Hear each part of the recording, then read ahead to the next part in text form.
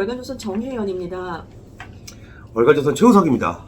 민주당이 박정희 전 대통령을 소환했습니다. 하도 막 할 일 없을 때마다 소환하죠. 박정희 시절로 돌아간 것 같다. 박정희 때도 이러진 않았다면서 박정희 대통령에 대한 부정적인 측면을 부각시키고 있는데요. 왜 이런 일이 생겼는지 한번 알아보도록 하겠습니다. 네, 박정희 시절로 돌아가는 건 좋은 거 아닌가요? 그렇죠. 좋은 거죠. 네.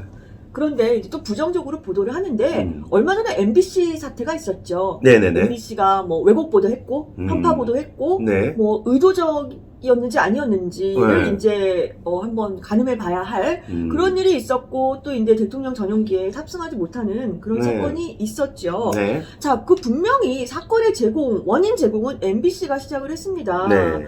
자, 그리고 MBC에 대해서 이제 정말 사기업 방송이니까 당신들이 알아서 자정적 능력을 하든 아니면 어떤 방송통신위원회에서 뭐가 네. 제재가 들어가든 그런 거 하면 되는 거예요. 이제 큰 문제 아닙니다. 네. 자, 그런데 이거를 두고 민주당이 박정희 전 대통령까지 소환을 하면서 네. 맨 공격을 퍼붓고 있어서 그에 대한 얘기를 해보려고 합니다. 네.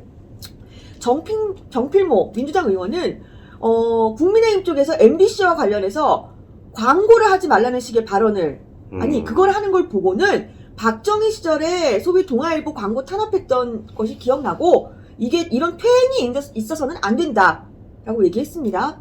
이재명 당대표는 또 윤석열 대통령이 출근길 약식 회견을 잠정 중단한 것을 두고 가히 언론 자유 파괴의 종합판이다.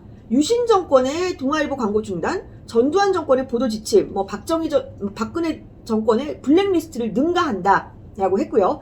김의겸 대변인, 이분 또 한겨레 출신. 네. 네, 이분은 박정희 시대 때 동아일보 광고 중단한 50년 전으로 거슬러 올라가고 역사적 퇴행이 일어나고 있다라고 비판했습니다. 고민정 의원, 또 이분은 박정희 정권 때도 이렇게 대놓고 언론 탄압은 안 했다라고 했습니다. 이게 언론 탄압입니까? 아니 지금 동아일보를 얘기를 하세요. 근데 대장동 사건에서 취재를 거의 제일 잘하는 언론 중에 하나가 동아일보인데 네. 우리 존경하는 이재명 더불어민주당 대표께서는 동아일보에 보도된 대장동 사건에 대해서는 왜 아무 말도 안 하다가 그렇죠. 갑자기 무슨 약식 회견 중단한 것 갖고 얘기를 합니까? 지금 이재명 대표한테 궁금한 거는 윤석열 대통령 약식 회견 중단한 거에 대한 의견이 아니라 대장동과 관련해서 본인과 또는 본인 측근들에게 덮여진 의혹에 대해서 궁금해하는 거 아닙니까? 그 조만간 명백히 밝히셔야 되지 않겠어요? 그러니까요, 들어가셔서. 네, 그리고 이렇게 동아일보를 아끼는 분들이 그 동아일보 기사에 대해서는 이렇게 안 믿습니까? 그러니까. 네. 자, 그래서 이 문제가 된 의원, 국민의힘 네. 김상훈 의원의 말을 정확히 찾아봤습니다. 네. 정확한 워딩은 이랬습니다. MBC를 편파 왜곡 방송으로 규정하고 네. MBC 광고기업 제품 불매 운동에 동참 서명한 사람이 33명이 넘었다. 33만 명. 3만 명이. 네.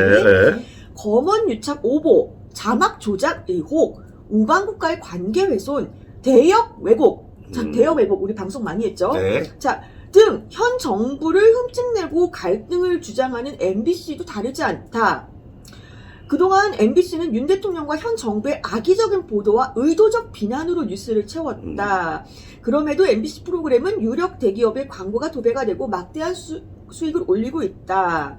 자, 이 MBC 광고 불매 운동에 동참하는 분들은 국민의 기업인 삼성과 여러 기업이 MBC의 광고로 동력을 제공하는 것을 중단해야 한다라고 주장하고 있다. 그러니까 자기가 얘기한 게 아니고요. 그러니까 일반적인 여론이 그렇다는 얘기죠. 물론 저는 이 발언이 적절한 날을 두고서는 사실은 오해의 소지가 많은 발언이기 때문에 굳이 했어야 했나라는 생각을 하고는 있습니다.